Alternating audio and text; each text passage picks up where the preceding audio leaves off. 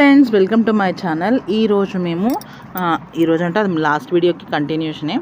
So ఆ temple Kaleshwaram అయిపోయిన తర్వాత మేము వచ్చేసి ఇప్పుడు ధర్మపురి వెళ్తున్నాం.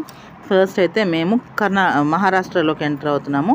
ఏం లేదండి, చెప్పాను కదా గోదావరి బ్రిడ్జ్ దాటితే మహారాష్ట్ర అని చెప్పేసి.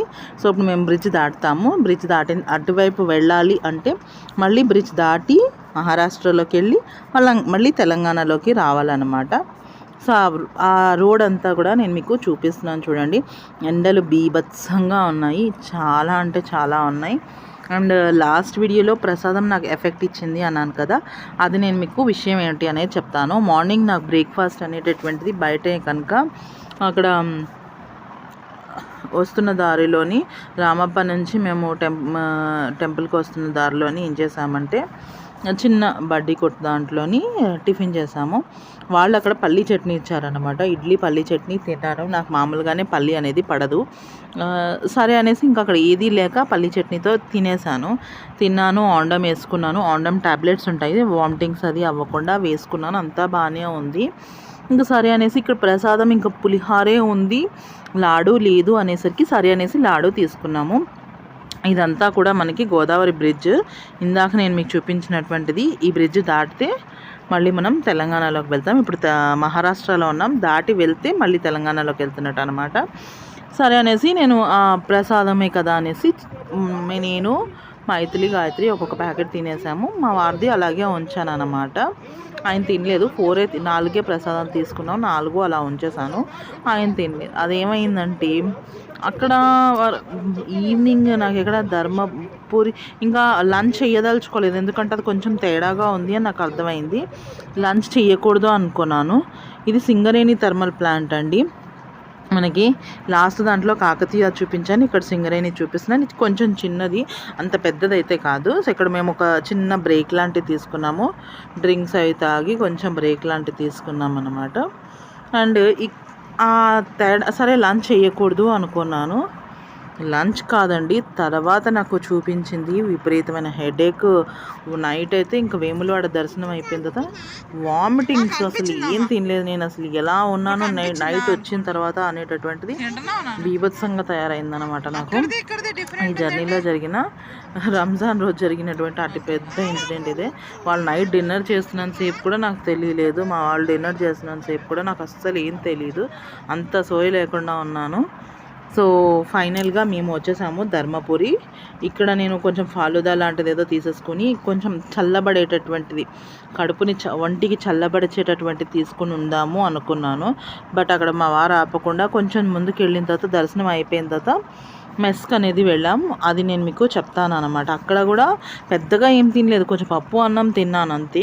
మరి అది మార్నింగ్ జరిగిన పల్లి ప్లస్ ఈ పులిహార ఎఫెక్టో ఏంటో తెలీదు, కానీ చాలా బీభత్సం సృష్టించేసింది.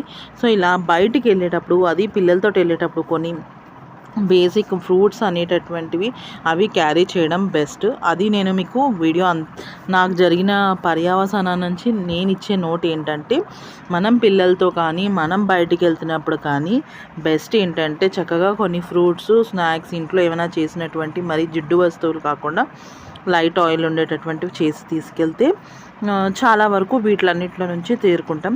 మార్నింగ్ బ్రేక్ఫాస్ట్ కరెక్టే, మనకు మంచిదే కావాలి, కొంచెం హెవీగా ఉండేదే కావాలి, కానీ చూసి తినండి. ఆ టైంలో మాకు ఆకలి వేసేసింది, అసలు నైట్ కూడా సరిగ్గా సెట్ అవ్వలేదు, ముందు రోజంతా సరిగ్గా ఫుడ్ లేదని చెప్పేసి మేము తినడం, ఆ ఎఫెక్ట్ నాకు ఆ డే మొత్తం చూపించింది. పిల్లలకి ఏం అవ్వలేదు, మా వారికి ఏం అవ్వలేదు, కానీ నాకు మాత్రం బీభత్సంగా ఆ రోజు అసలు ఇంకా తర్వాత ఇంకా డౌన్ అవుతూనే ఉన్నాను. ఇక్కడి నుంచి ధర్మపురి నుంచి నా పరిస్థితి డౌన్ అవుతూనే ఉంది. అండ్ ఇక్కడ ధర్మపురి టెంపుల్ అది ఎలా ఉంది ఏంటి, ఆ విశిష్టత ఏంటో కూడా నేను మీకు నెక్స్ట్ వీడియోలో చెప్తాను. ఇక్కడ ముందైతే మనం ధర్మపురి గుడి చూపిద్దాం. ఇక్కడ ఆర్చ్ ఉంటుంది, ఆర్చ్లోంచి వెళ్తే గుడి రాదండి, కొంచెం ముందు నుంచే వెళ్ళాల్సి ఉంటుంది.